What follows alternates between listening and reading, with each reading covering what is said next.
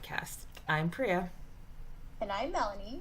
The New Trials of Captor Sakura, Syoran and Friends is a popular ongoing fanfic by Wishluv, and it's based off of Clown's Captor Sakura. And in each episode, we'll do a deep dive of a chapter. Let's get into it. Okay, so did we complain about phys ed on this podcast yet? I think we have both said that we are both not athletic.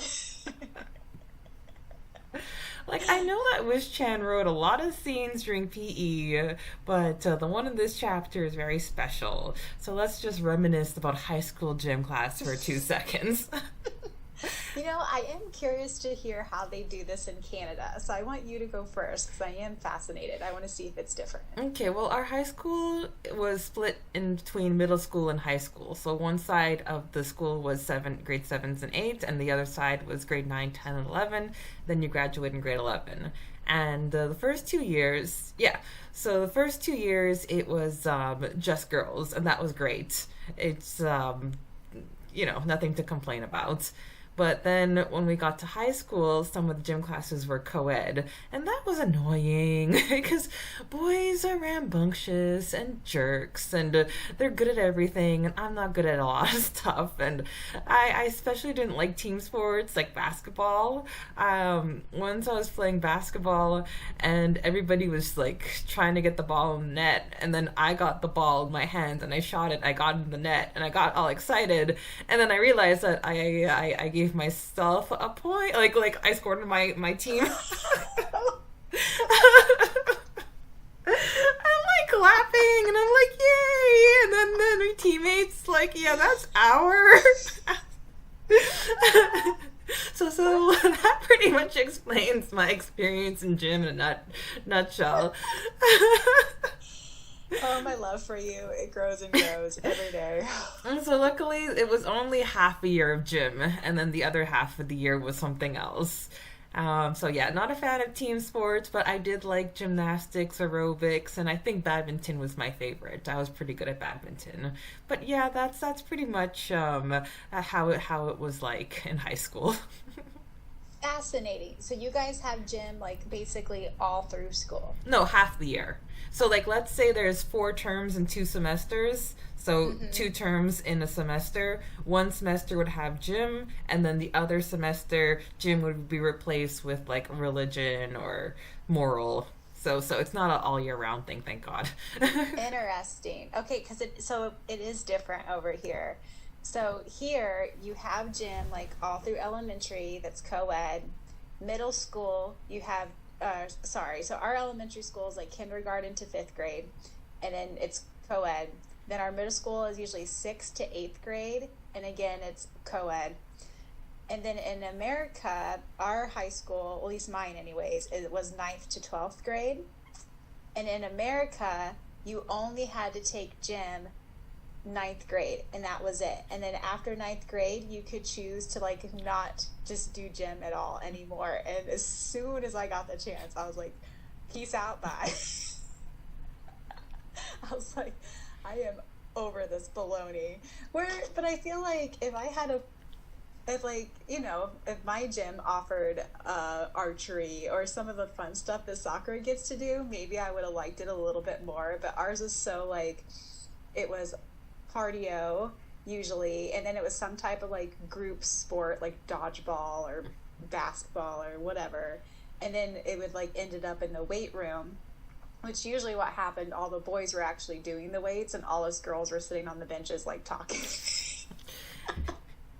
but past 9th grade, at least in my school, if you didn't want to do gym anymore, you didn't have to. So literally, and that was when I was just getting into modeling and stuff. So I had a gym at home, but mine was more geared towards keeping myself thin and lean, not so much bulking up and stuff. So I already worked out at home a lot. So I was like, I don't want to work out at home or at school either. So as soon as I got the chance, I was like, aye. Wow. No, it's in elementary school, it was all year round. We always had gym. And then in high school, middle school, it's just half of the semester. So, oh yeah. And then in college, like what you talked about just now about you wish you had more of a selection. Well, we actually had that in college, and we were able to pick out of a huge selection from aerobics to team sports to even power walking. That explains how everyone's such a fast walker in Montreal. Y'all taking power walking courses in college. I think it's like that in all the big cities. Yeah, that's true. Like, try to keep up with New Yorkers. It's insane. So today we'll be discussing Chapter 38, Identity Crisis. The release date is December 26, 2001, so about a month after the last chapter. I suspected that this was supposed to be one chapter along with 39, but Wish-chan, she must have wanted to kick off Starcross with like a satisfying milestone number, because as I'll talk about in the next podcast episode, the next chapter also is going to be released on December 26th. So that's yeah. So back in 2001, Wish-chan gifted the fandom with not one but 2 chapters. Man, our past selves, we didn't know how good we had it. The word count is 14,654 words. It's September. The characters are 9th grade. And now let me get to the summary. The Phantom taunted Tomoyo, who did her best to resist it until he used a crystal dart to freeze her heart.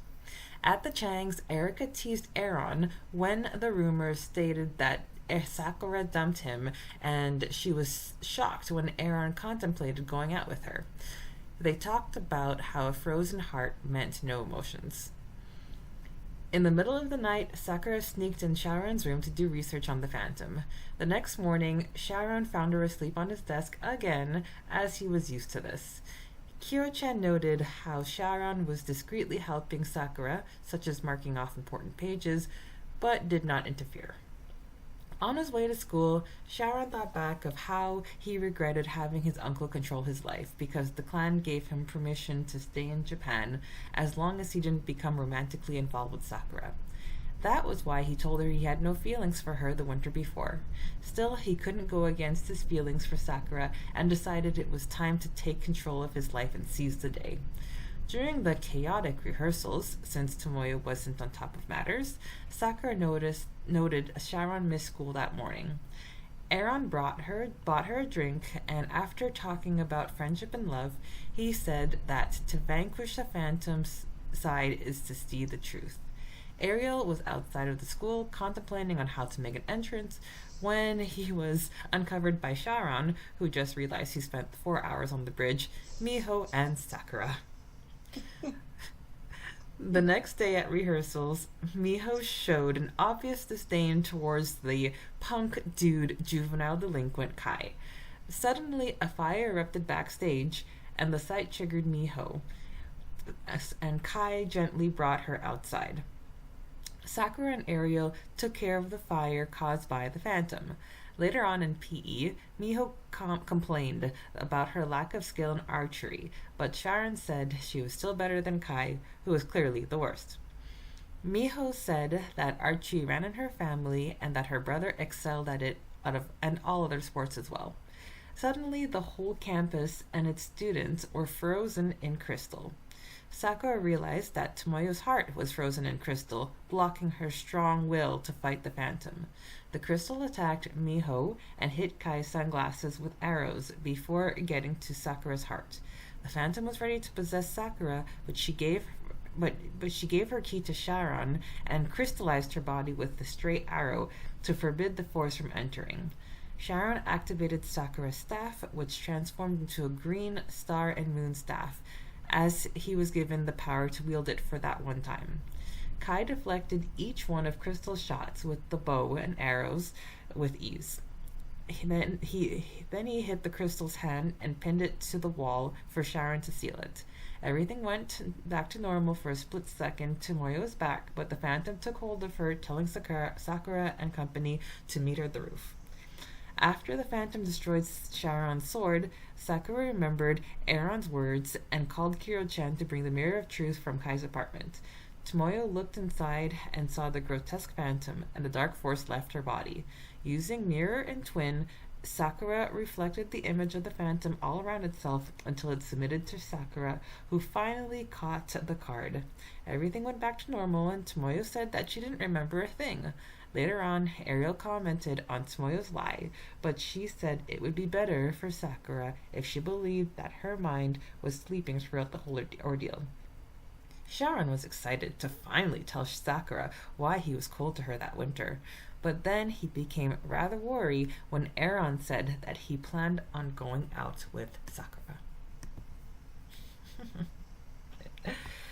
Okay, we kick off this chapter with the Phantom trying to worm its way into Tomoyo, but she was putting up a fight.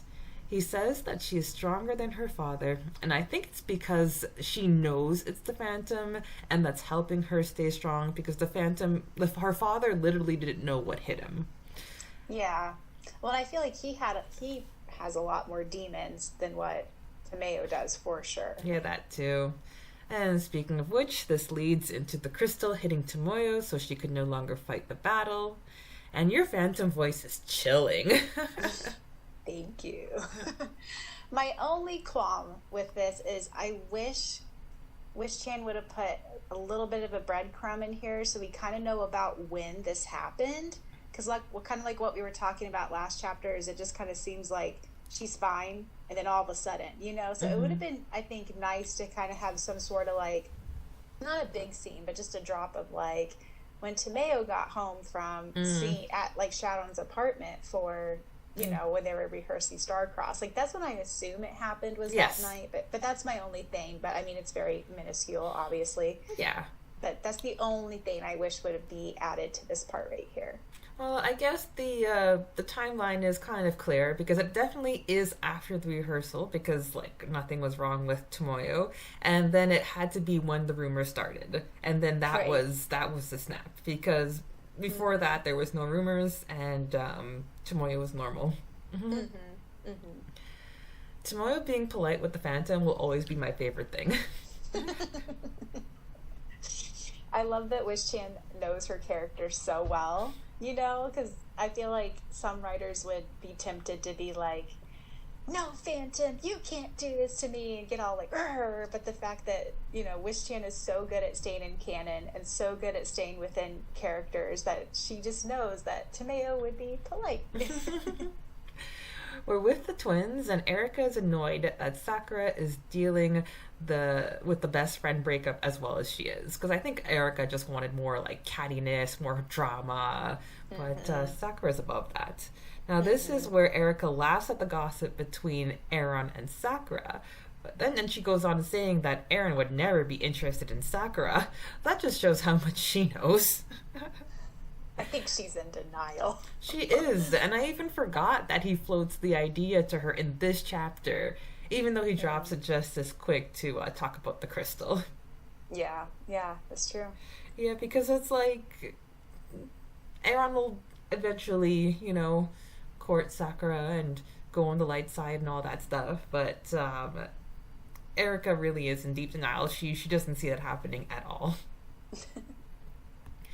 Next, we get to Sakura breaking into Sharon's room in the middle of the night. We get a mention that Tomoyo hasn't been to school all week, so maybe that's why Erika didn't get her drama. Sakura was doing research on the Phantom, but like at first I didn't know why she had to be so covert about it. That kind of like threw me off the loop. Like the way that she'd break in and like wait until past bedtime and just do the research by herself and not asking anybody for help. But the next morning, Sharon finds her asleep at his desk, and he tells Kiro-chan that he knew what she was doing all along, and he explains that he's giving Sakura space because that's what she wants. And I'm really glad we got that conversation because I didn't believe that Sharon slept through that for 1 second. Exactly. Yeah, I think all of us were like, "What?" It's like Sakura. This boy is trained to wake up at a drop of a pin. You're not Hmm. fooling anybody. One thing I like about arc 3, and we'll get into it as we go along through the chapters, but this arc in particular, I think, really shows how well Shaoran knows Sakura and knows what she truly wants out of any situation. It'll happen again and again and again in arc 3, and this is just another example of like, he could have, I think anybody else wouldn't understand why, but he understands her so well and loves her so much that he knows this is something she needs to do by herself. And there'll be other examples throughout the arc Yeah, 3, but I just love this arc. I Even though know. it's a hard one, I love this arc. Like out of all of the arcs, I think this is like where they're the closest. Yeah. Because it's Yeah. like they make their way back together in arc 4, but they're not as close as they are in like the mist of arc 3. Agreed. And I just love this chapter Mhm. in general. I think it's just such a well written chapter. It's so good. Mhm. Kai breaks through the window to visit Sharon, even though he had to break multiple locks to do so. We learned that was already suspended, and that Sakura scolded him after she woke up. And what's funny is that she didn't even seem phased that like she woke up in Sharon's room. There's Sharon and Kai and Kiro-chan and Wolfie-chan. And she's like, "Hey guys." Uh, After she left for school, Sharon asked Kai if it's hard to keep so many secrets. And I don't know if this is him figuring out the truth about Mikei, or he's just like has his own like Sakura stuff in his head, or if he's just referring to Kai's alter ego. Because it's like we talked about how we think that Sakura, she knows the truth about Kai, but I don't remember where we fell on Sharon. Man, that's a really good pickup. Hmm. I think, I don't know, I would think he has suspicions, especially because last scene, like when the chandelier broke, he caught all those little like pieces of glass. He knows he has powers and all this stuff. So I mean, Sharon is astute enough that I think he's probably put the pieces together. But yeah, that's a really good pickup that this is kind of our first little seed that Sharon also knows what's going on. So good pickup, Priya. In the end, Kai just advises to seize the day and live the moment, and this is definitely going to have an impact on Sharon. Before we move on, did you catch me that at the beginning of this scene, I about said Shuron instead of Sharon? It's okay. That's okay. Like even in my like I was reading the summary and I literally said Sakura instead of Sakura. So For those of you that don't know, for my entire life when I've read this in my head, I have pronounced Sharon Shuron. Like, and I just sometimes I lapse, and usually I catch it when I do the audiobook and I'll go back, but as I was listening to it on my very long car ride today, I was like, oh, that one slipped through. it's okay. Sharon has a moment to reflect over the past year since he returned to Japan. And here's a reminder that chapters 1 through 36 of Arc 1 and 2 represents 1 year in Neutral's time. Wow, that's so true. Yes, because we're September again, and that's when Neutral's basically starts. And Wow. real time wise, it's 2 years and 4 months. So Wish Chan started in the fall of 1999, and now we're at the winter of 2001. So this section had a lot of recap, especially his conversations with Wu Tai, where he was ordered not to have a romantic relationship with Sakura. And when we get to the part where his biggest regret was telling Sakura that he didn't have feelings for her, I like the way that you underlined it with music, as if you were telling the listeners, okay, folks, I know I just had to read through a lot of things you already know, but let me highlight this part right here. Did you catch the Easter egg, though? I should have, but I'm too rusty. So, when he's talking about, like, leading up to, like, the winter and, like, what he said to her during the winter, that's the same song that played during that scene. Mm-hmm. And then when he talks about like her starting to trust him again and everything like that, the song transitions to the song that was playing when they kissed on the train. Ah, see, I know that I've heard the music before. I knew that much. I knew that was a callback. But I'm too rusty with my listenings to really like finger point. But I'm so glad that you mentioned that. Yeah. Yep, little Easter egg for everybody there. Yay. We're at the Star-Crossed rehearsal and everything. Oh, yes. Sorry. I just want to add that I think this is such a nice parallel between Wish Chan's work and Clamp, because Syoran also, like when he finally realizes his feelings for Sakura, it's also in the fall. It's him standing on a bridge, and it's one of my like favorite like still shot fan arts of Syoran is like when he smiles with all like the leaves around him because he realizes his feelings. So I think it's really poetic of Wish Chan that I feel like she knew she wanted it to be autumn to match with Clamp. So that's why it took a whole year for us to get to this moment. But I love it. It's such a nice, beautiful parallel of Clamp, and I'm obsessed. That's beautiful. I didn't even think of it that way. I'm so glad you mentioned that. We're at the Star-Crossed rehearsal, and everything is a mess because Tomoyo is detached from the production. She did show up, but she didn't do anything. Aaron bought Sakura a drink, and personally, I think he was feeling guilty about breaking up her friendship with Tomoyo. I don't know, it's just me. Or it might just be his way of trying to manipulate her by giving her a bone, too, and being like, here's a bone, now, feel a certain way towards me now, or something, Like, it did annoy me when he told her that everything was going to be alright, as if he wasn't the source of her problems to begin with. Exactly. All I could think about is Sakura is such a much better person than I am, because I would have 100% been like, oh, you're sorry, mister? Like, I would have, like, laid into him. So she's a nicer person than I am. Yeah, and then this is the bone he throws to her.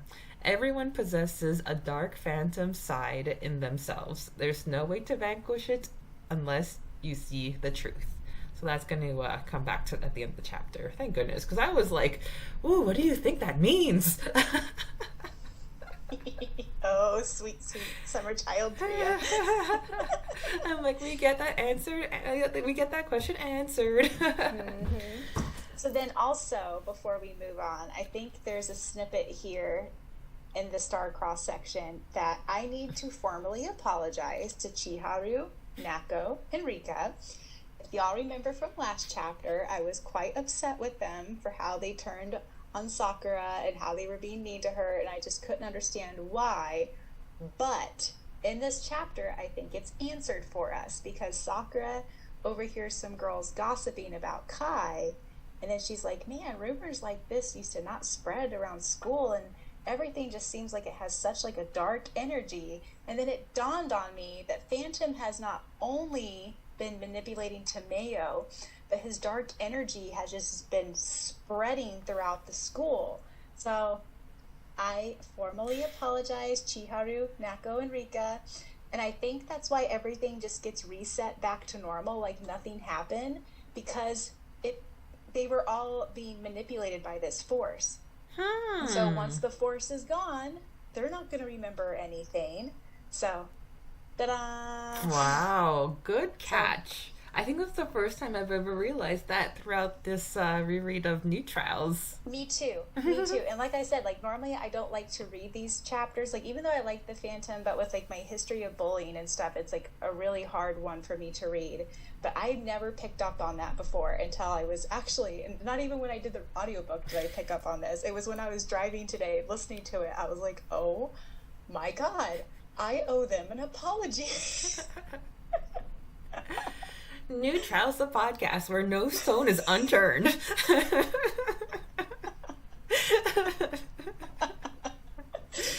I formally apologize. Sakura senses Chloe Reed's power, and this leads to the funniest aerial scene ever.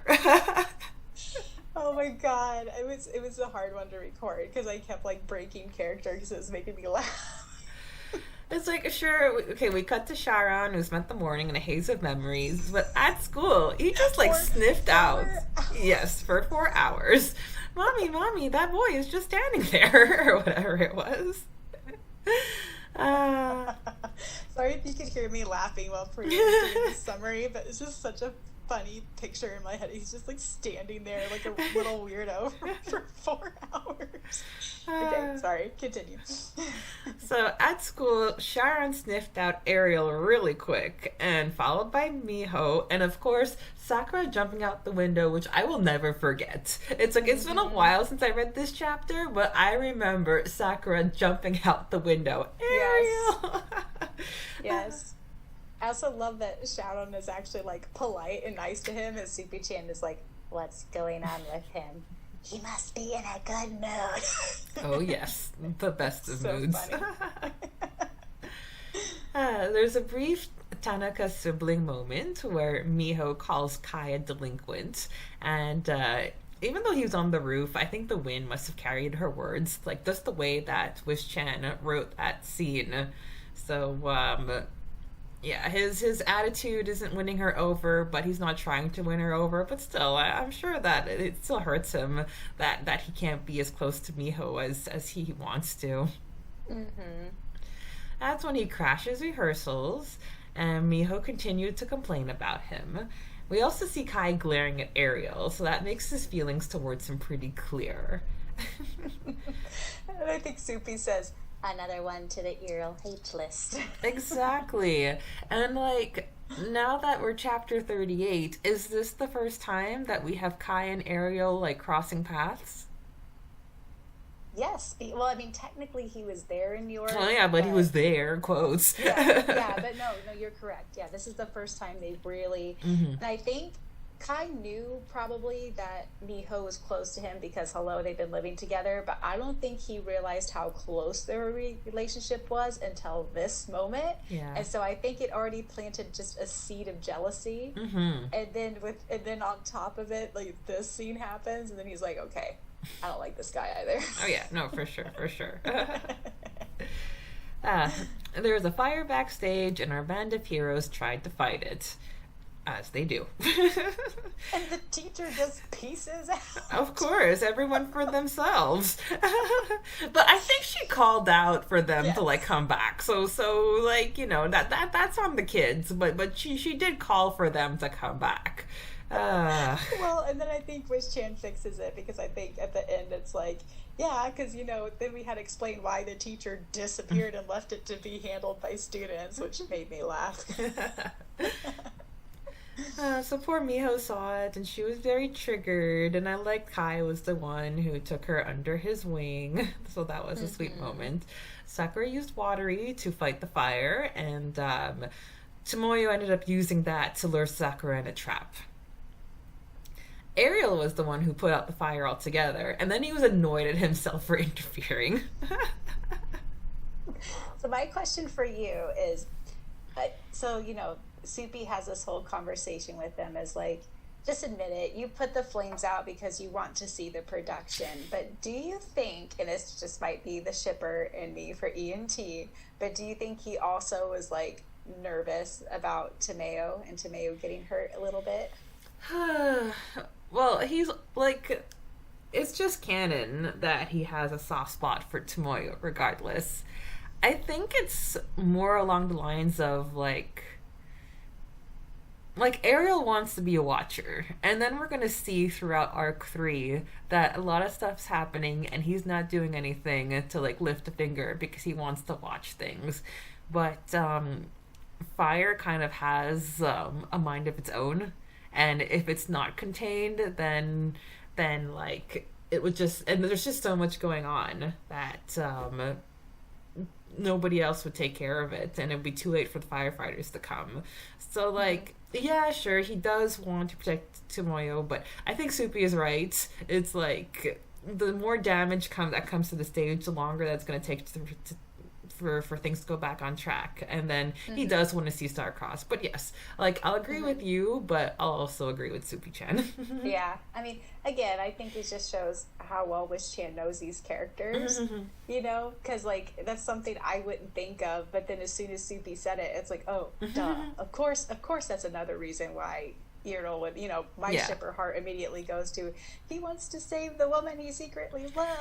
But then it's like, no, Wish-chan understands him enough to be like, no, he just really wants to see the production. And it's like, oh. Yeah, and then sense. She also like makes him kick himself. It's like, oh yeah, I shouldn't be interfering. I want to watch, like, I want to see things unfold. And it's like, even when they're on the roof later on this chapter, he's like there invisible just watching, and Miho's like so he does get his wish. He does get his way. Yes. Okay, Sakura questions Sharon why he was late, and it really did look like he was going to tell her then and there. But then she, like, just cut him off, and it's like, oh, if it took you 4 hours to figure it out, you can tell me later, ha ha ha. And so the stalling continues. It's time for phys ed, and Miho's class joined Sakura's class, and even though Miho was bad at archery, Kai was clearly the worst. Miho lamented over how she should be better, considering that archery ran in her family and how her brother was the absolute best. The thing is, though, she's not taking into fact that, like, they practiced. That's how they got good. It wasn't like a natural born gift. Like, I don't know. Maybe it's true. Sports do come naturally to some people rather than others. But if you're just gonna, like, pick up a bow and arrow for the first time and it doesn't go the way it wants it to, you can't just blame your genes or lack thereof. This is when the Dark Force attacked and everything turned into crystal. Everyone was frozen stiff with the exception of our magicians and Tomoyo. That's when Sakura put 2 and 2 together and realized that the crystal targeted Tomoyo before the phantom possessed her. They were bombarded by crystal arrows, and Sakura used quick thinking of the sugary to lure out the crystals, so that was, like, cool to see her do that. She achieved her goal, but she still had to use the shield to avoid getting hit. Now, Miho wasn't so lucky, and then Sakura was next. And that's when Sharon realized that Sakura was the Phantom's target all along. And Sakura realized this too, because when her heart was frozen, she managed to get her key to Sharon before piercing herself with an arrow and preventing the Phantom from possessing her. Like, how does Wish-chan come up with all of this? I know. Like, this is such a good scene. It's so well written, and, like, who would think about this? But it's like, it's such a scene that Clamp would do too, like, at the same time, and it's so good. Like, I cannot compliment this scene enough. Like, everything that comes after this is just pure writing talent gold. It is so good. Sharon and Kai were the last two standing, and we got this gorgeous scene of Sharon releasing Sakura's key with the power of the moon. And I love that the star and the moon are entwining like lovers. Like, ah! Yes! And this chapter also puts Kai in his element when he went toe-to-toe with the crystal to beat her at her own game, thanks to his prowess in archery. And I love seeing Kai as Sakura's ally. Yes. Yes, like, it was again, it's so well written. Like, I was just fangirling the whole time. Yeah, he's not invisible, jeez. Sharon captured the card and everything went back to normal. Sakura gave the card to Sharon after she told him that she knew she could trust him, and then she went straight to Tomoyo. She was also back to herself, but the Phantom whisked her away and told Sakura to meet them on the roof. So, on the roof, Tomoyo attacks Sharon first, which was really exciting to listen to. It's like I was really at the edge of my seat. Thank you. The Phantom managed to slice his sword. So I guess this wasn't the 5-4 sword? Correct. Kai has it at this point. Okay, so Kai still has it. All right, yes. That's good, because it's like, whoops, that's quite the heirloom. And I don't think it's his dad's sword. Maybe it is his dad's sword. I don't know. Maybe not. I don't know. Maybe I'm just talking now and not making sense.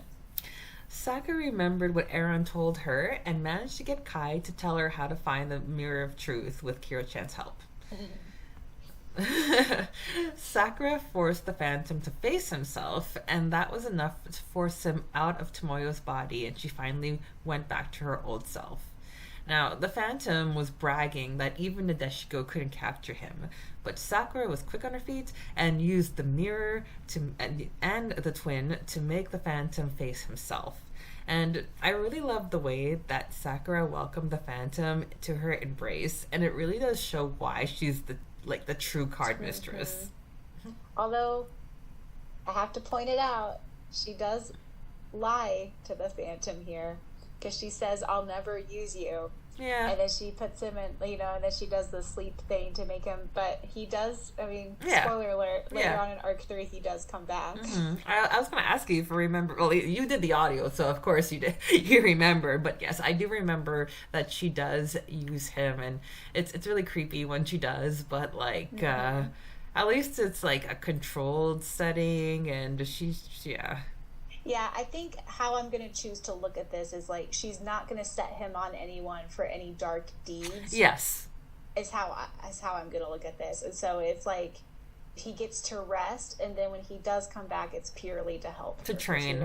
Yeah. Which we will talk about when we get there. But. Yes, we will. So, Tomoyo mourning the fact that she couldn't film Sakura's 2 newest conquests was the best welcome back that Wish-chan could think of. Although, sorry, again, I gotta point it out. So she takes a sip of whatever Earl has. Yes. So she passes out, but then she wakes up again, just saying it.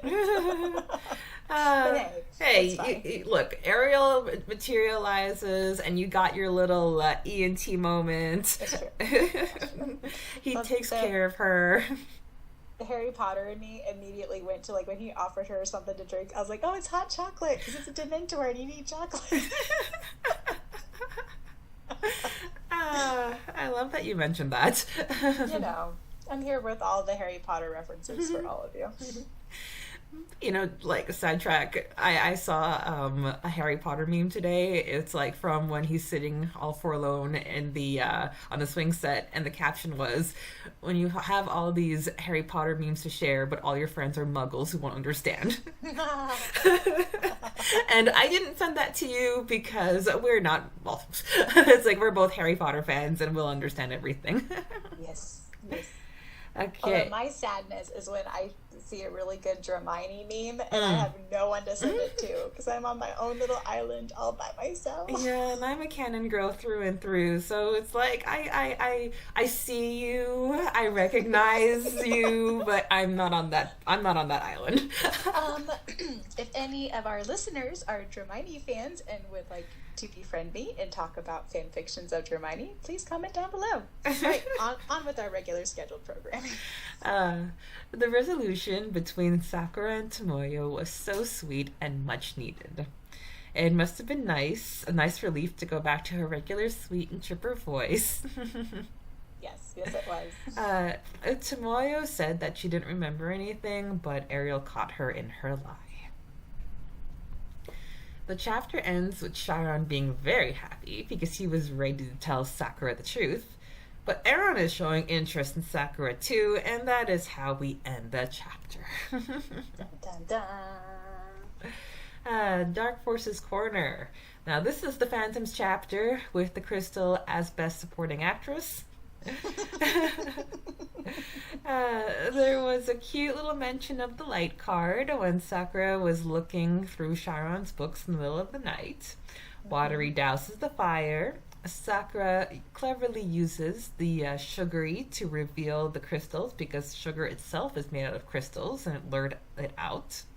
Sakura used the shield to protect herself during the crystal's attack, and just when we thought that that was it for the OGs, Sakura pulls off a double attack with the mirror of truth. I keep wanting to say mirror of truth, but the mirror period, and the twin. Dang. Let's give an applause for Preya, everybody. That was good. I like my segment. Time for fan art spotlight. So this is Syoran with the Moon Staff by Asume, aka Maria. So good. Come back to the fandom. I have her email. I'll just like shoot her a little email saying, "Hi, remember us? Listen to our podcast. Listen to us gush over you."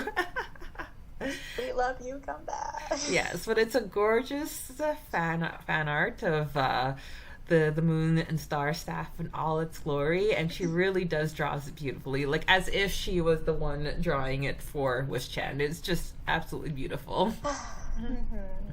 Okay, and then I promised Melanie that I was going to send her some fan arts of the cards captured in this chapter. So this is my fan art of the crystal, which I'm very, very proud of, and is probably one of my favorite fan arts.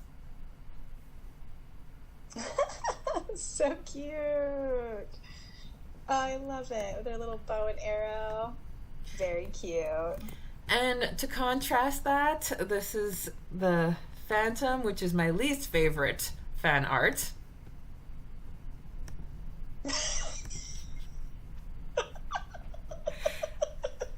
Yeah, I'm not a fan. I'm not a fan. I mean, he looks really scary. In my author's note, I wrote, Voldemort. I tried drawing the Phantom. Yeah, it's pretty ugly and so cheesy. And even though it wasn't my intention, he looks a bit like Voldemort. I died. Luckily, Asume, she did her own version of the Phantom, so it's a lot better.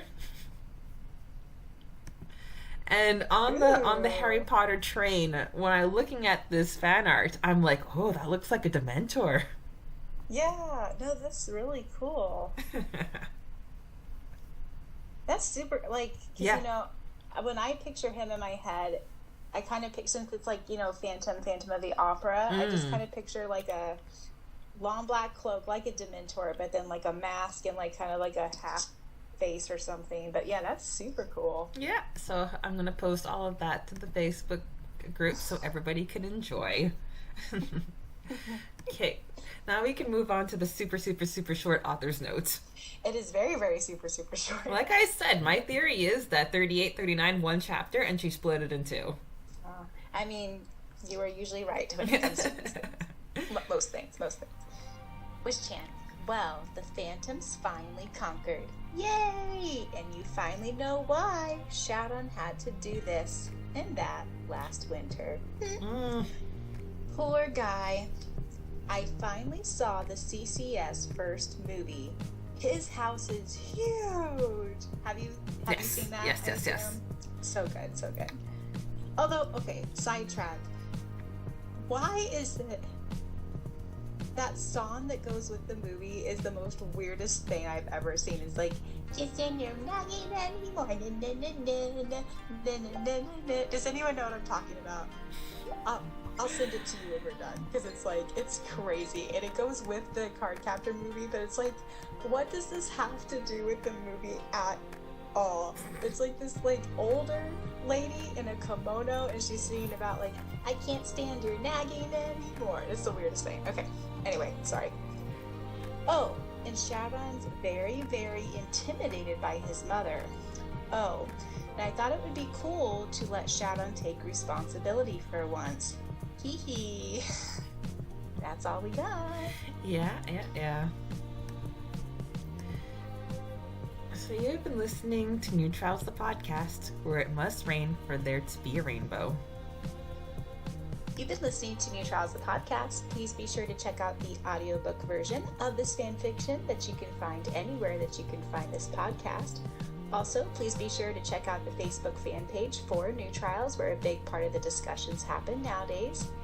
And be sure to stick around next time when we discuss Chapter 39, Impulse.